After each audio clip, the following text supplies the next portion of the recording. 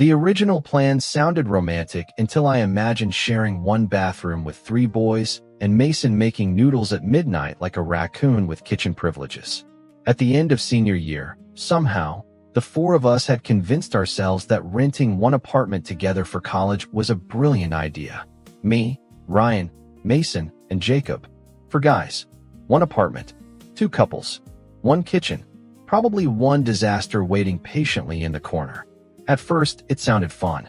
Then reality kicked the door open.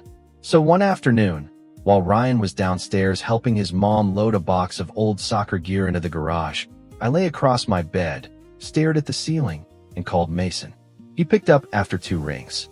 "Mason," I said carefully, "are you really okay with the 4 of us living together?" There was a loud crunch on the other end.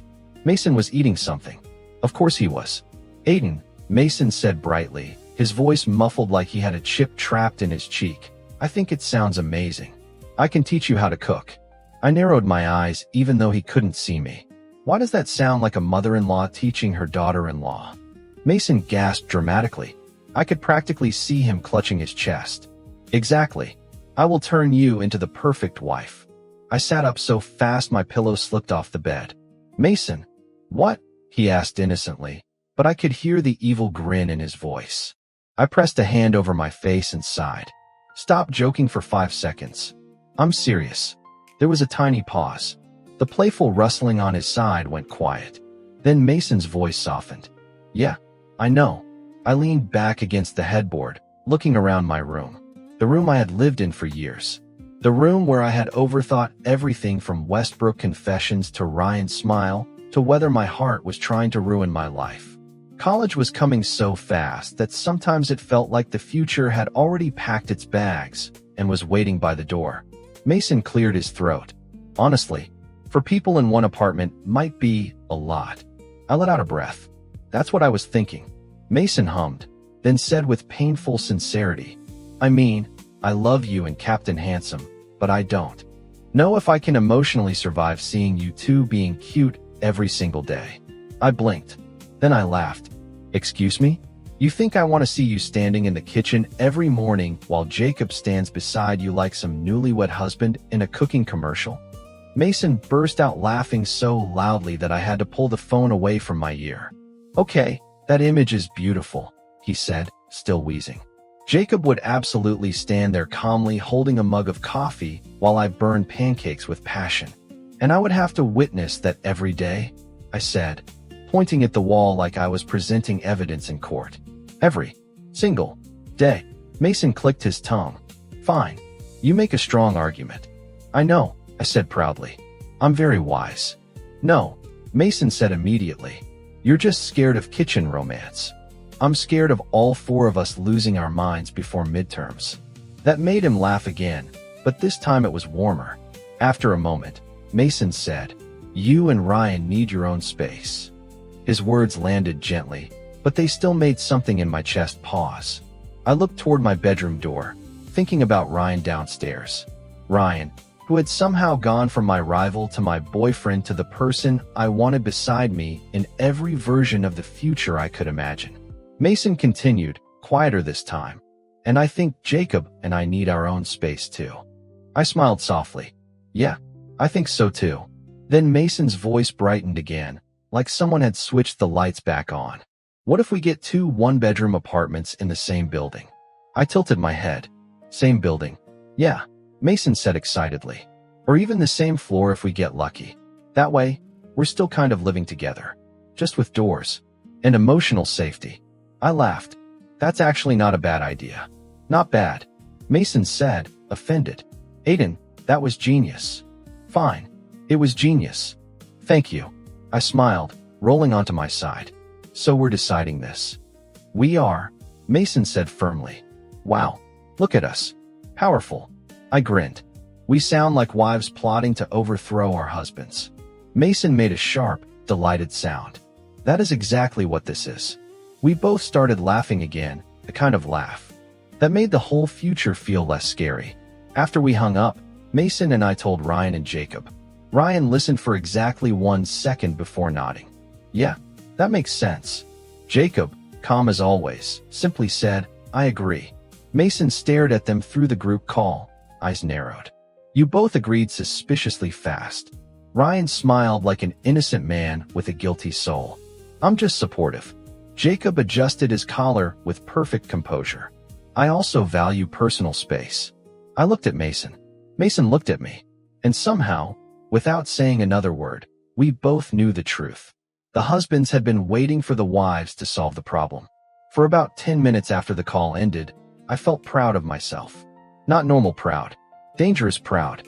The kind of proud that made me think maybe I was becoming a mature college student who could solve adult problems with calm communication and reasonable decisions. Then my phone buzzed. Mason had sent a message to the group chat, and the first thing he wrote was that everyone needed to sit down because he had news. I stared at the screen. Ryan, who was sitting at the edge of my bed with his soccer bag beside him, glanced over at me. Why do I feel scared? He asked, his eyebrows lifting slightly. Because it's Mason, I said, narrowing my eyes at my phone. When Mason says he has news, it's either life-changing or about a sandwich. A second later, Jacob replied in the chat, calmly reminding Mason that they had talked about dramatic openings. Mason immediately answered that this announcement deserved drama. Ryan leaned closer, his shoulder brushing mine. Now I'm definitely scared, he murmured. Then Mason finally dropped the news. He said he was having dinner at Jacob's house. For 3 seconds, I just blinked at the screen. Then I sat up straighter. Wait. Ryan's eyes widened as he read the message over my shoulder. Oh, he said softly. That's big. Big was an understatement. Mason meeting Jacob's family was not just dinner. It was a full emotional event with plates, polite smiles, and probably Jacob's mother looking across the table like she could understand a person's entire childhood from one sip of soup. Before I could reply, Mason sent another message. He said Jacob had already told his mother about their relationship, and she seemed okay with it. More than that, she actually wanted to meet him. Something warm moved quietly through my chest. Mason joked about everything. Food, fear, romance, school, even his own panic. But behind all that noise, he had always wanted to be chosen without being treated like a problem. I quickly typed back, telling him that it was amazing and that I was really happy for him. Beside me, Ryan smiled softly and picked up his own phone. I'm telling him good luck, Ryan said, his voice warm. Then he added with a small grin. And maybe I'll tell him to be himself, just slightly less chaotic at the dinner table. Almost instantly, Mason replied that his chaos was part of his charm. Jacob answered a moment later, saying that, unfortunately, Mason was right. I laughed, and Ryan grinned beside me. But even while I smiled, another thought quietly entered my mind. Jenny. Mason still had to tell Jenny. And Jenny was not just Mason's older sister. She was the person who had practically raised him after he came to the United States. She loved him fiercely, but she was also the kind of strict that made even Mason stand up straighter. By the time Jenny was 20, she already had her own small restaurant. Back then, while most people her age were figuring out classes, parties, and terrible coffee, Jenny was building a business and taking care of her younger brother like a mother who refused to let life win. I looked at Mason's message again and felt happy for him, but also nervous. Ryan noticed my silence. He tilted his head, his voice gentle. You're thinking about Jenny, aren't you? I nodded. Yeah. Ryan's expression softened. Mason will tell her when he's ready. I know, I murmured. I just hope it goes well. Ryan bumped his shoulder lightly against mine. He has us. That helped more than I wanted to admit.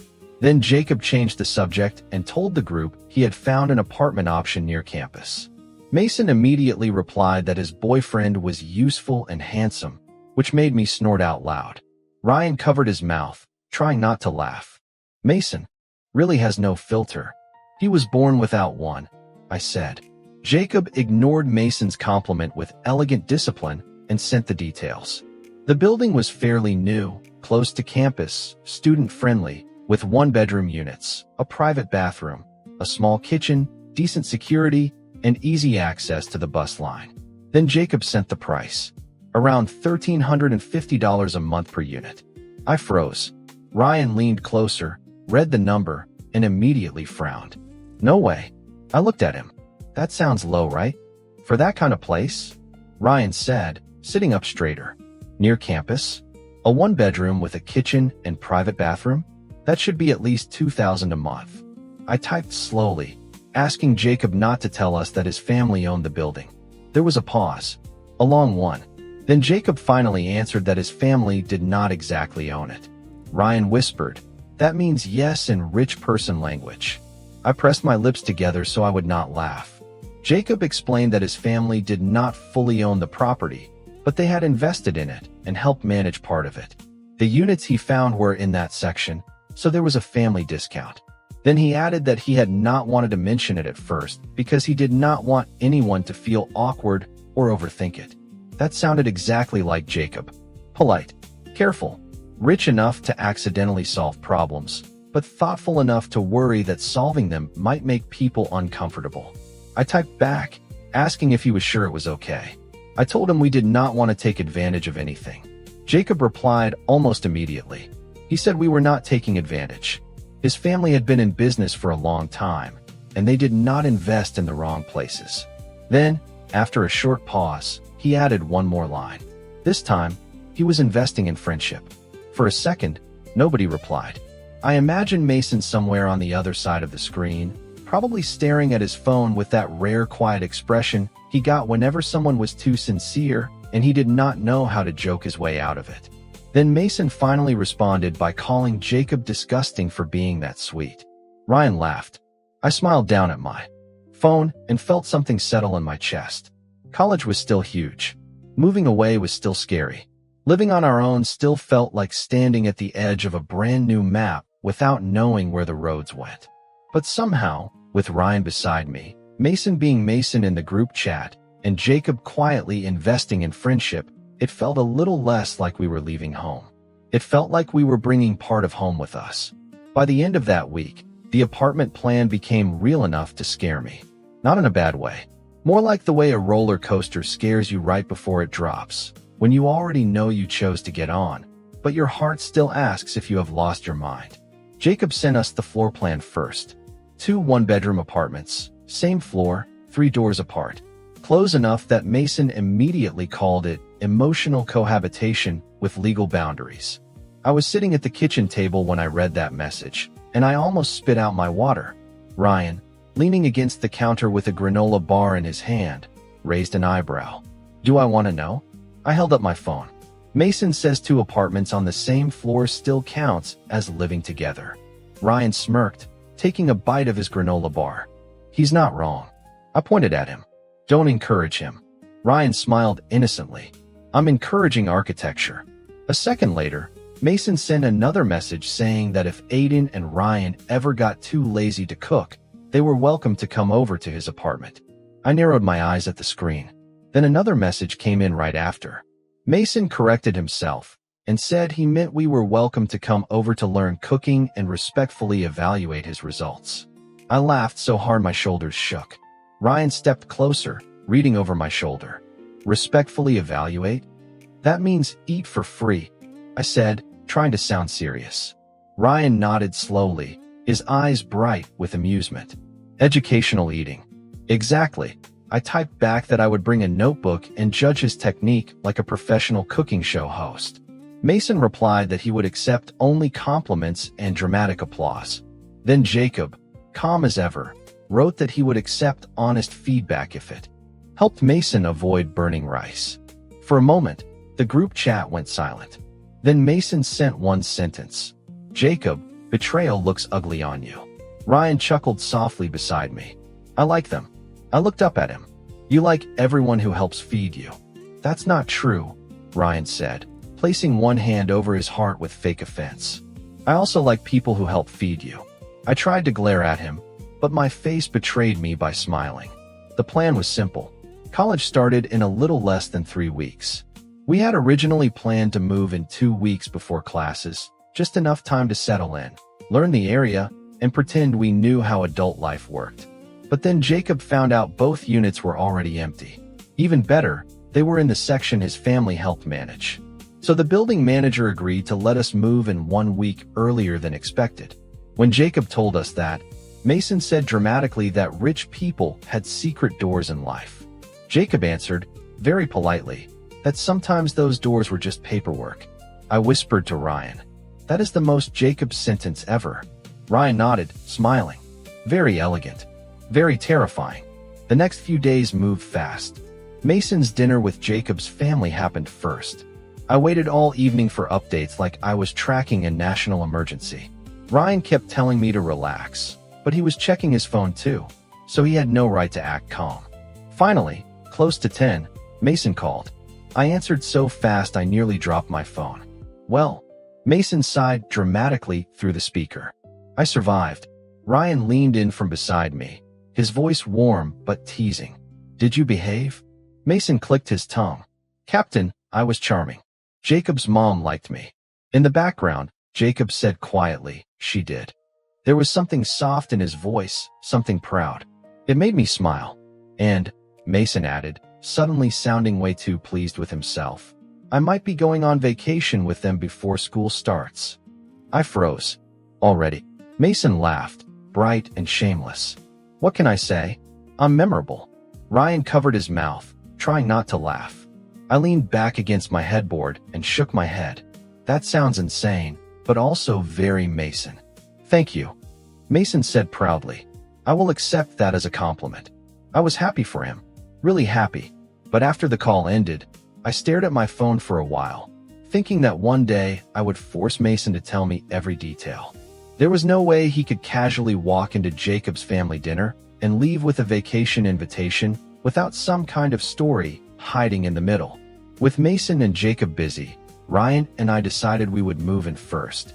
We wanted time to get used to the area, tour campus, figure out the bus routes, and maybe look for part-time jobs. Both of us wanted to help reduce the pressure on our families. College was expensive, even with help, even with planning, even with everyone saying not to worry. And honestly, I wanted to prove I could take care of myself. Or at least learn how before I accidentally turned pasta into smoke. The night before we left, both families had dinner together. My mom made too much food, Ryan's mom brought dessert, and everyone acted cheerful in that emotional parent way that meant they were one kind sentence away from crying. At one point, my mom looked at Ryan and me sitting side by side and sighed. Look at you two, like newlyweds moving into your first place. I nearly choked on my pasta. Ryan's ears turned red. His mom laughed warmly. They do look like that. Mom, I said, mortified. Ryan glanced at me, smiling softly. What? She's not completely wrong. I kicked his foot under the table. He pressed his lips together, trying not to laugh. Everyone else laughed for him. And somehow, between the teasing, the food, and the way our families looked at us with so much love, leaving home felt a little less like losing something. It felt like being sent forward. The next morning, leaving home looked much quieter than I expected. There were no dramatic speeches, no movie-style slow motion, no rain on the windows, just two cars parked in the driveway, a few suitcases in Ryan's trunk, my guitar carefully tucked behind the back seat, and both of our families standing outside like they were trying very hard not to become emotional. My mom checked the same box for the third time. Aiden, she said, bending over the open trunk with serious concentration. Are you sure you packed your chargers? I stood beside Ryan and sighed. Yes, Mom. And your documents? Yes. And your medicine? Yes. And the little sewing kit I put in the side pocket? I froze. You put a sewing kit in my bag? Ryan turned his face away, but I saw his shoulders shake. My mom straightened up and gave me a look only a mother could give. One day, a button will pop off, and you'll thank me. Ryan's mom nodded solemnly from beside her. She's right. Buttons are unpredictable. Ryan leaned closer to me and whispered, his voice warm with laughter. College sounds dangerous. I elbowed him lightly. Don't start. He smiled like starting was exactly what he had been born to do. Then my mom looked at both of us standing side by side, and her expression softened. For a second, she looked like she wanted to say something serious. Something about growing up, leaving home, and how fast time had passed. Instead, she smiled and said, "This really feels like the day I moved into my first home with your dad." My face went hot instantly. Mom. Ryan's ears turned pink so fast I almost felt proud of her. Ryan's mom burst into laughter. Oh, that was good. My mom placed one hand over her chest, pretending to be innocent. What? I'm just saying. Two boys leaving together, your first place, your own future. It's sweet. It's college, I muttered, staring very intensely at the driveway. We're going to college. Ryan's mom stepped forward and adjusted the collar of Ryan's jacket, her smile gentle. And you're going together. That sentence made the air softer. Ryan looked down for a second, then nodded. Yeah, he said quietly. We are. My mom hugged me first. She held on a little longer than usual, and even though I wanted to joke, I couldn't. Her hand patted my back in that familiar rhythm from when I was small, and suddenly the whole driveway blurred around the edges. Call me when you get there, she murmured near my ear. I will, I said, my voice smaller than I wanted it to be. And eat real food. Ryan coughed lightly beside us. I pulled back and glared at him. Do not say anything. Ryan lifted both hands, eyes wide with fake innocence. I didn't. You were thinking it. I think many things, Aiden. Exactly. That's the problem. Everyone laughed, and just like that, the heaviness cracked open. After more hugs, more reminders, and one final warning from my mom about laundry that sounded like a legal contract, Ryan and I finally got into the car. When Ryan pulled out of the driveway, I looked back. Both families were still standing there, waving. My mom had one hand pressed to her mouth. Ryan's mom had her arm around her shoulder. For a moment, I felt the strange ache of leaving behind the version of myself who had lived in that house. The boy who used to stare out his bedroom window, pretending he did not care when Ryan Smith moved into the neighborhood. The boy who thought love was something other people understood better than him. Then Ryan reached over and gently tapped the back of my hand with his fingers. I looked at him. He kept his eyes on the road, but his smile was soft. So, Ryan said, his voice low and pleased, we're really about to have our own life. I raised an eyebrow. You sound very excited about that. Ryan glanced at me for half a second, then back to the road. You have no idea how long I've thought about it. My heart gave one embarrassing little jump. I narrowed my eyes to protect myself. Ryan, I used to think you were deep. He blinked. I am deep. No, I said, pointing at him. You're deep in a suspicious way. Ryan laughed, bright and easy, the sound filling the car like sunlight. That's still depth. That's villain depth. I prefer strategic romance. I turned toward the window, but I was smiling. The road stretched ahead of us, wide and bright under the morning sky. Houses slowly turned into gas stations, then open roads, then green signs pointing toward cities I had only seen on maps. My old life was behind us. College was ahead, and Ryan was beside me, one hand on the wheel, humming softly under his breath like he belonged in every future I was afraid to imagine. Without meaning to, I smiled. Ryan noticed immediately. Of course he did.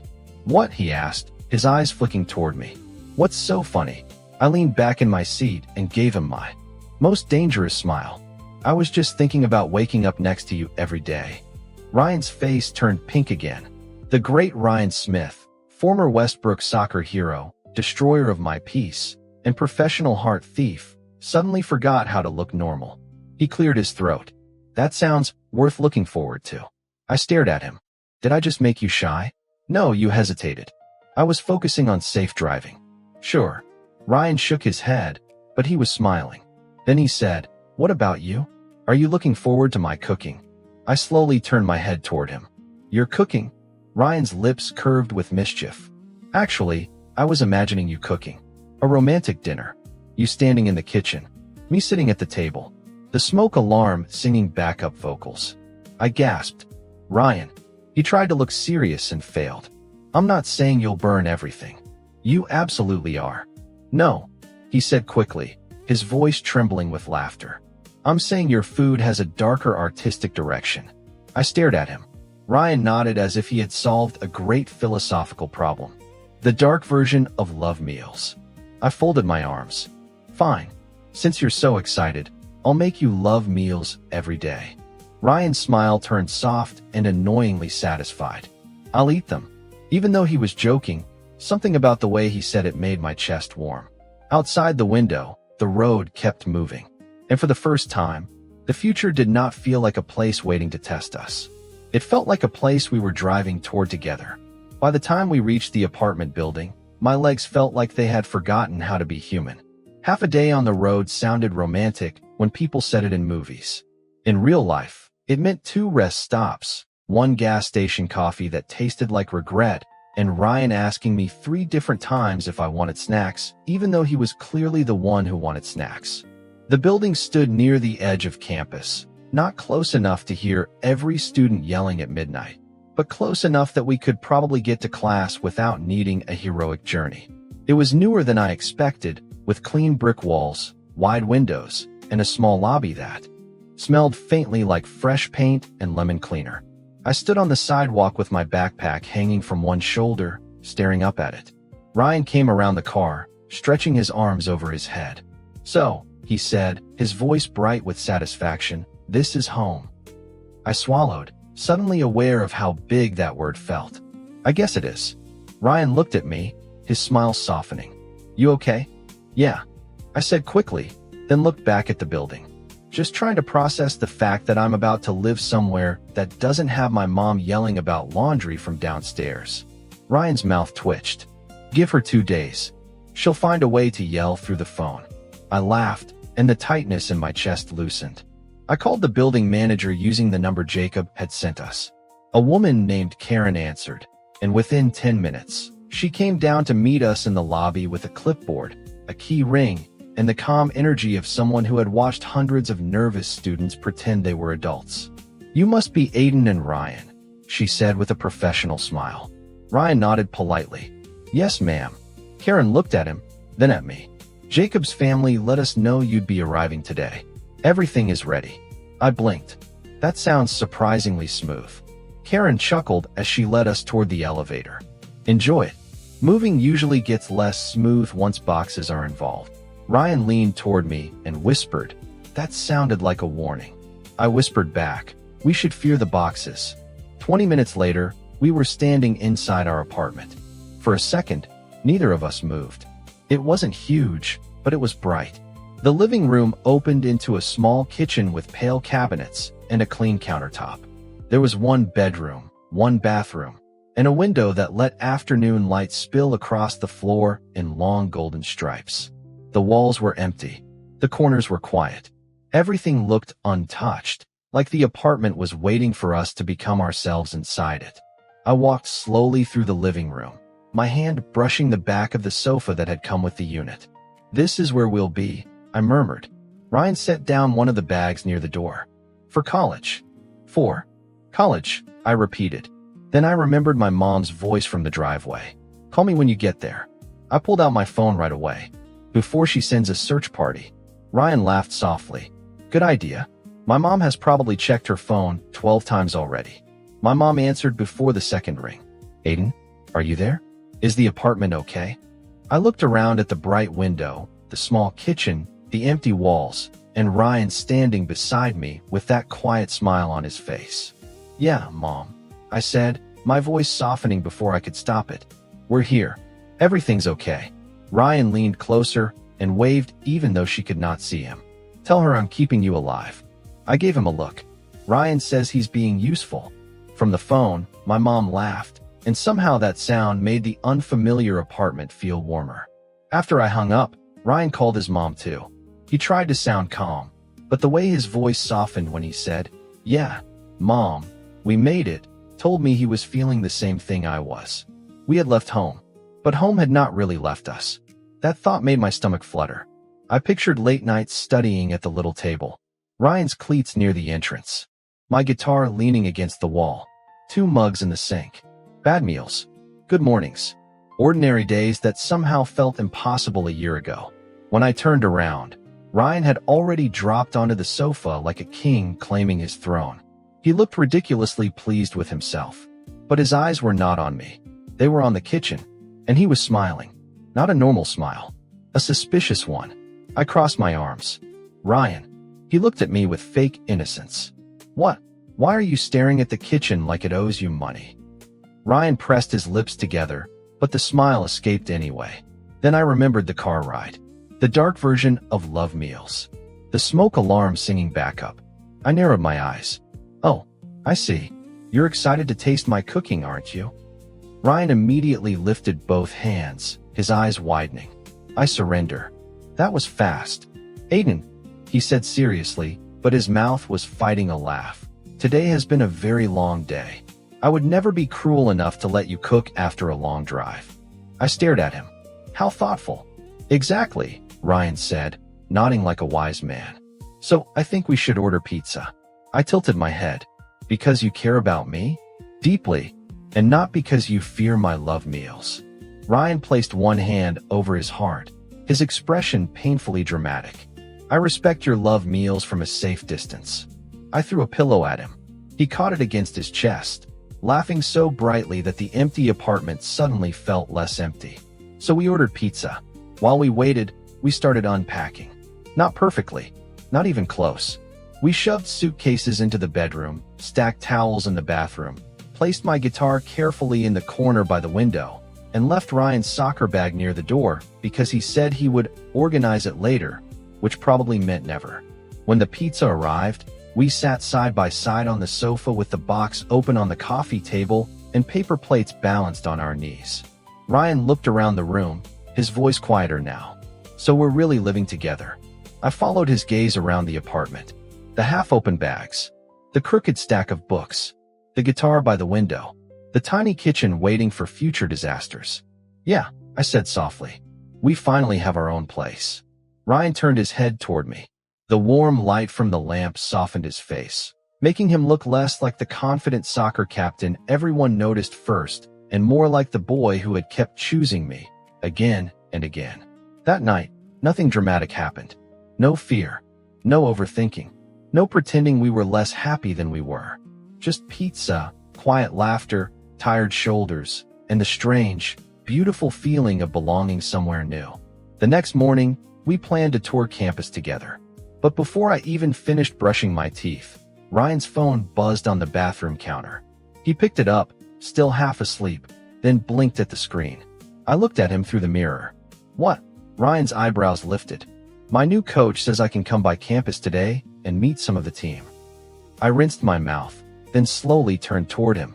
The college era had officially started. I should have known trouble would begin the moment Ryan put on a clean t-shirt and smiled at his phone like destiny had personally invited him somewhere. His new coach had only sent one simple message. Ryan could stop by campus early, meet a few teammates, look around the soccer field, nothing serious. But to me, nothing serious sounded exactly like the opening scene of a disaster. Ryan stood near the bathroom mirror, running a hand through his hair like he was not fully aware that his face had caused problems since middle school. I leaned against the doorframe and narrowed my eyes. Do you have to look that excited? Ryan glanced at me through the mirror, his smile bright and unfair. I'm meeting my new team. Yes, I said slowly. That's exactly the problem. He turned around, blinking. My team is the problem? No, I said, pointing at him. You are the problem. Your face is the problem.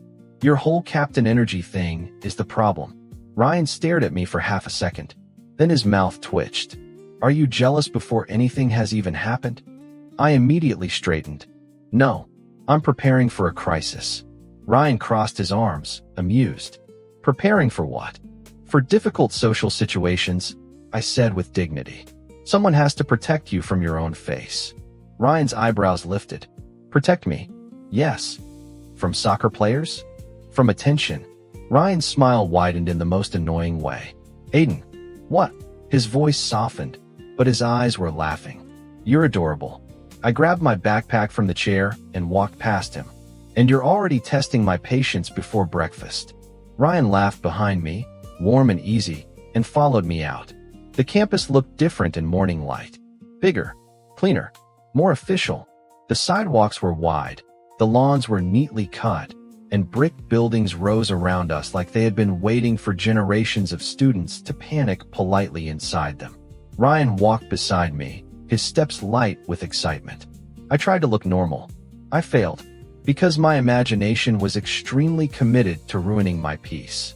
In my head, Ryan would step onto the soccer field, the sun would hit his hair, some girl in the stands would gasp like she had just discovered a new celebrity, and within 5 minutes someone would ask if he had a girlfriend. Or worse, they would ask if he had a boyfriend and still try to get his number anyway, because apparently the world had no respect for my emotional stability. Ryan glanced at me as we crossed toward the athletic area. "You're very quiet." "I'm observing," I said. "Observing what?" "Threats." Ryan stopped walking for 1 second, then burst out laughing. I looked at him sharply. "This is serious."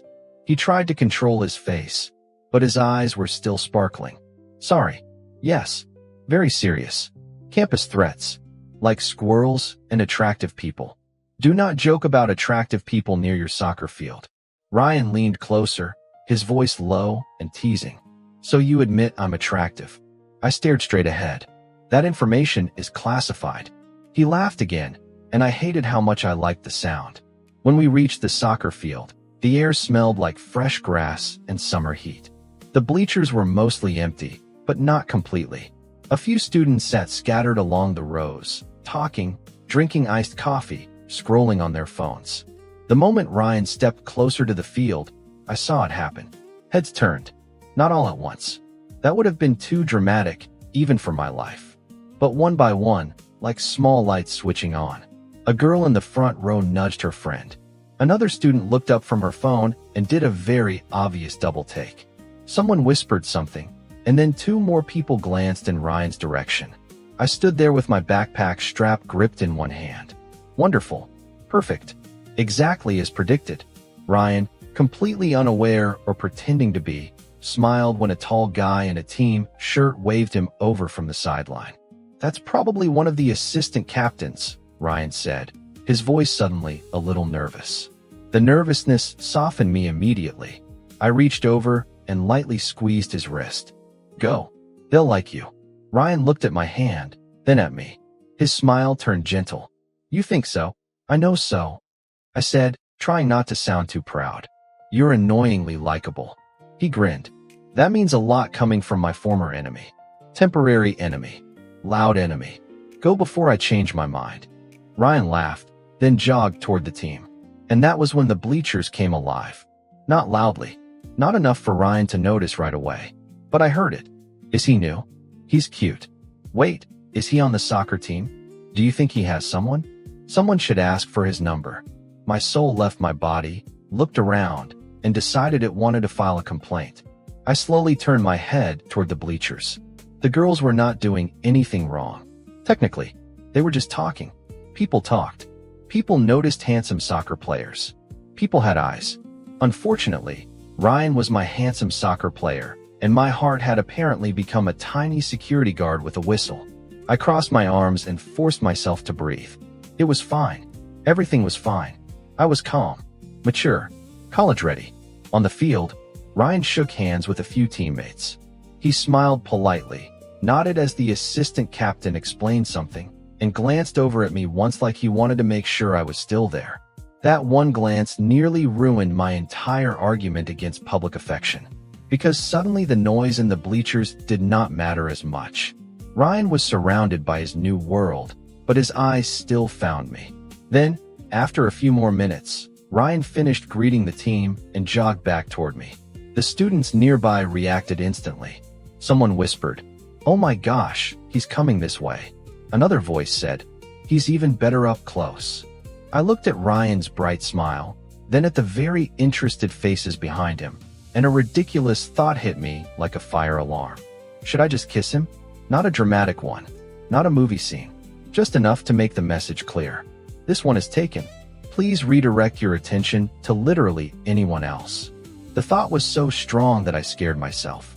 Ryan slowed when he reached me, his smile fading slightly as he studied my face. "Aiden." I blinked myself back into reality. The field was crowded. His new teammates were nearby. This was his first day meeting them. I could not make it awkward just because my heart had decided to become bold at the worst possible time. So I smiled. A very normal smile. Probably. Ryan tilted his head, clearly. Not convinced. And I realized with horror that college had barely started, and I was already one cute smile away from becoming campus gossip. Ryan did not believe my normal smile for even half a second. That was one of the most unfair things about loving someone who knew me too well. I could survive crowds, rumors, awkward dinners, and Mason's cooking experiments. But I could not survive Ryan Smith looking at my face for 3 seconds and silently reading my entire soul like a group project summary. Ryan stepped closer, his brows slightly drawn together. "Aiden," he said softly, his voice low enough that only I could hear. "What were you thinking just now?" "Nothing," I answered too quickly. Ryan's eyes narrowed with gentle suspicion. That sounded like a very loud nothing. I adjusted my backpack strap and looked toward the academic buildings like they had personally called my name. "We should go. You met the team. Great job. Very athletic. Very inspiring. Let's leave before your fan club starts printing membership cards." Ryan blinked. Then his lips curved. Behind him, I could still hear a few voices from the bleachers, the kind of excited whispers people thought were quiet, but absolutely were not. Ryan glanced back for 1 second, then looked at me again. This time, amusement softened his face. "Oh," he said slowly. I stiffened. "Do not say oh like that." Ryan stepped beside me and, without hesitation, slipped his hand into mine. The movement was simple. Warm fingers, easy grip, no performance, no announcement. But somehow, it was louder than anything either of us could have said. A few whispers behind us rose, and then scattered like startled birds. Ryan did not look back. He just held my hand and started walking toward the path that led away from the soccer field. I followed, trying very hard not to smile, and failing. After a few steps, Ryan glanced at me from the corner of his eye. "You're smiling." "I'm not." "You are." "I'm reacting to good weather." Ryan looked up at the bright blue sky. "The weather is making you smug." "It's a powerful sky." Ryan laughed softly, squeezing my hand once. We walked past the athletic building, across a wide sidewalk lined with young trees. Students moved around us with coffee cups, backpacks, and orientation folders. Nobody knew us here. Nobody knew about Westbrook Confessions. Nobody knew that the boy holding my hand used to be my biggest rival, or that I used to act like his smile was a personal attack. Maybe that was why my heart felt so strange. Here, we could be anyone. And Ryan still chose to hold my hand. After a moment, Ryan's voice turned careful. "You're really okay, right?"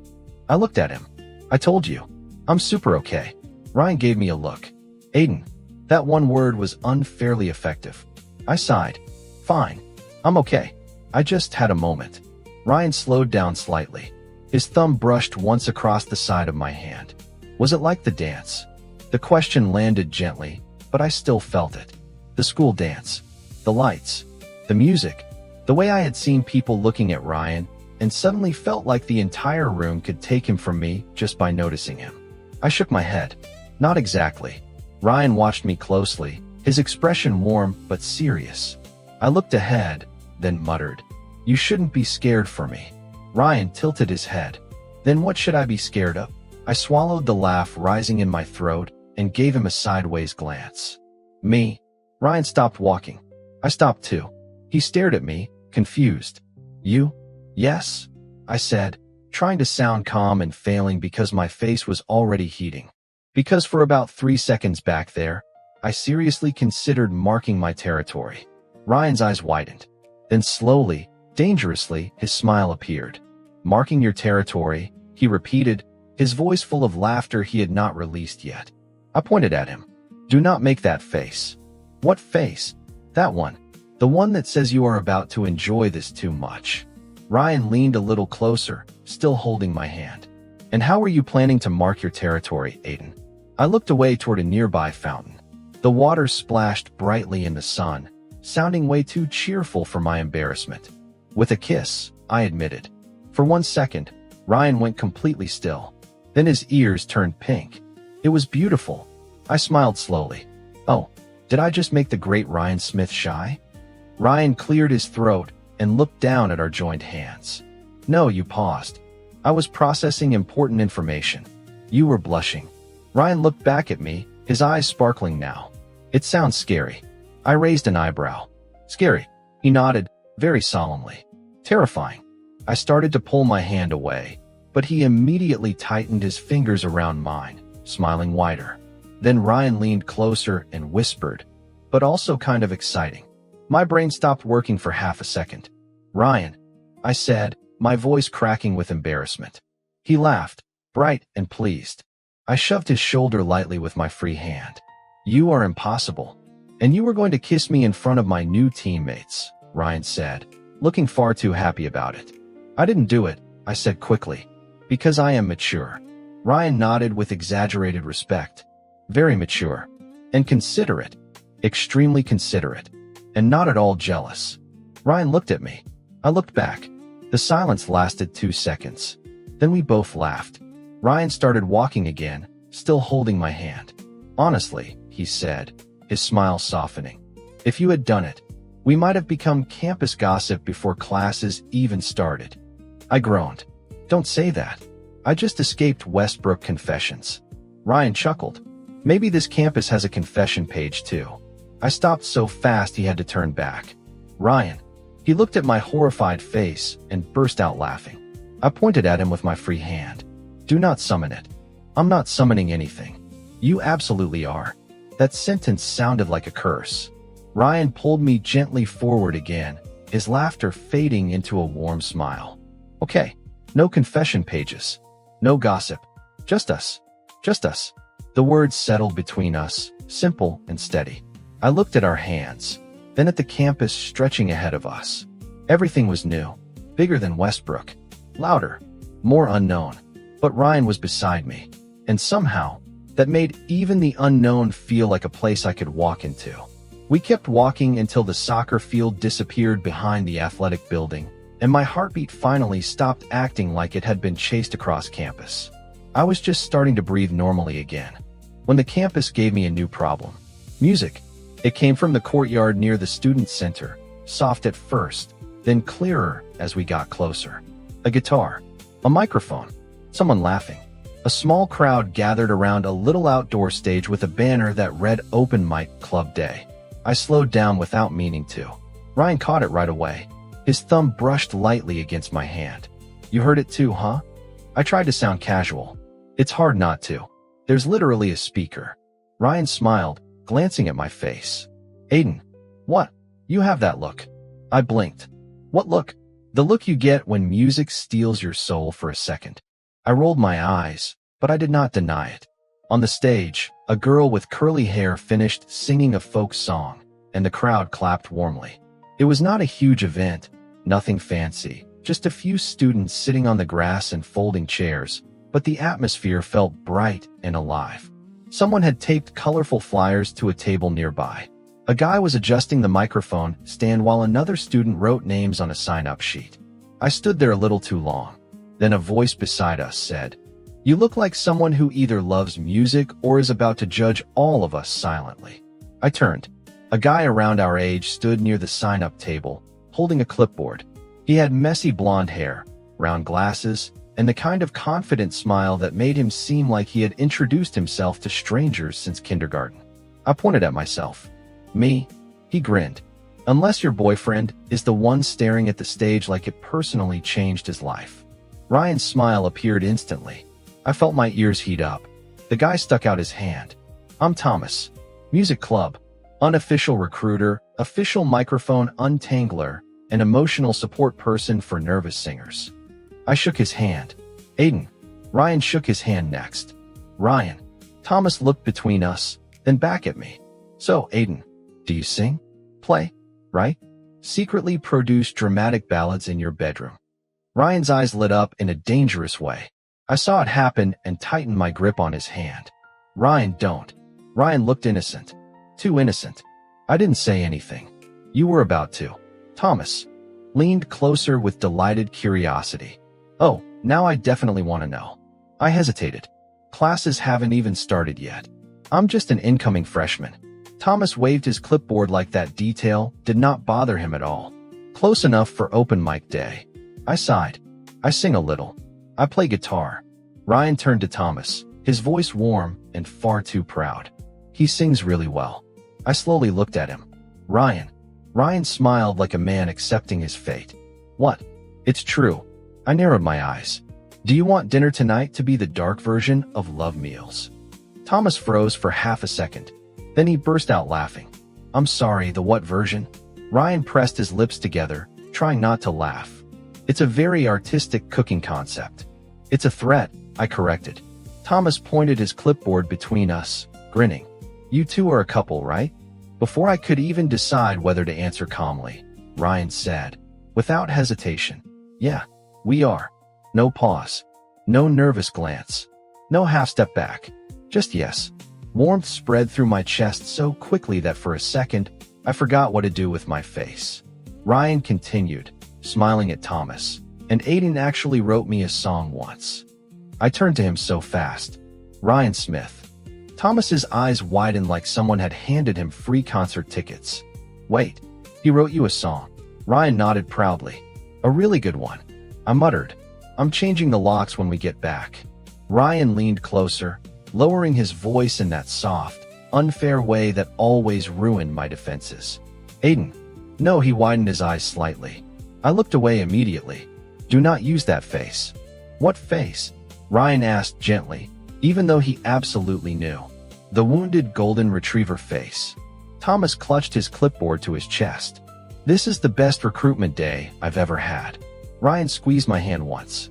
Please. I looked at him. That was my first mistake. Because Ryan was smiling at me like he already believed I belonged on that little stage, even before I believed it myself. I let out a breath. Fine. One song. Ryan's face brightened. Really? Yes? I said, pointing at him. But if I embarrass myself, you're eating my experimental pasta tonight. Ryan nodded seriously. I accept the risk. Thomas practically bounced on his heels. Amazing. Come on, music boy. Let's get you set up. The stage looked smaller up close, which somehow made it more terrifying. Thomas adjusted the microphone for me while I borrowed an acoustic guitar from the club table. My fingers touched the strings, and the familiar weight settled against me like an old friend. The crowd was not huge, but suddenly every face felt bright. Ryan stood near the front, hands in his pockets, eyes fixed on me. Not pressuring, not showing off. Just there. I took a breath. Then I started playing. The first notes slipped into the courtyard, soft and careful. My voice followed. At first, I could still hear someone shifting in a chair, a cup tapping lightly against the ground, the hum of campus life around us. Then the noise faded. The courtyard grew quiet in that special way music could create, like the world had lowered its voice to listen. I did not sing to impress them. I sang because Ryan was standing there with sunlight on his shoulders and that proud look in his eyes. I sang because college was huge, because the future was frightening, because somehow we had made it here together. When the final chord faded, there was one small second of silence. Then the applause rose around me, sudden and bright. Thomas came toward the stage with both hands in the air, his face glowing with triumph. Okay, he said loudly. You are absolutely joining this club. For one terrifying second after Thomas said I had to join the club, I thought he was joking. Then he climbed onto the edge of the little stage with the intensity of someone recruiting for a life-changing mission, not a college music club. Aiden, Thomas said, pointing at me with his clipboard, his eyes bright behind his glasses. I need you to understand something. I held the borrowed guitar against my chest like it could protect me. Should I be worried? Yes, Thomas said immediately. Because if you don't join this club, I will find you at the club fair and hand you the sign-up sheet myself. Ryan laughed from the front of the crowd, his shoulders relaxing as he looked up at me with that proud, annoying, heart-destroying smile. I glanced at him. Are you enjoying this? Ryan nodded, not even trying to hide it. A lot. Traitor, I muttered. Thomas gasped dramatically. No, he is a supporter of the arts. We respect that here. A few people in the crowd laughed, and my face warmed again. Not from embarrassment this time. Not completely. It was strange. Back at Westbrook, music had always felt like something that belonged to me, but also something everyone watched through the lens of who I was supposed to be. Aiden Miller, the guy with the guitar. Aiden Miller, Ryan Smith's rival. Then Aiden Miller, Ryan Smith's boyfriend. But here, on this small campus stage, most people did not know any of that. They only heard me sing. Thomas stepped closer, lowering his voice just enough that it felt more sincere. Seriously, you're good. Really good. You should come by when the semester starts. I handed the guitar back carefully. I will. Music is kind of a big part of my life. Thomas tilted his head, studying me like he was listening to something I had not said out loud. Apart. I blinked. Yeah. He shook his head with a small smile.